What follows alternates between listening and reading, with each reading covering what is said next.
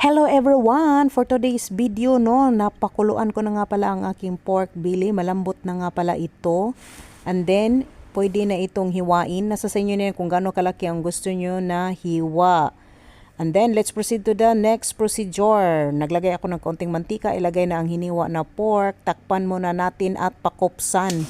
After a few minutes, kapag light brown na ang kanyang kulay, pwede na itong isit aside. And let's proceed to the next step. At dito naman sa ating kawali, yung mantika na ginamitan natin sa pagpakupos ng ating karne, gagamitin natin yan sa paggisa ng ating bawang at sibuyas.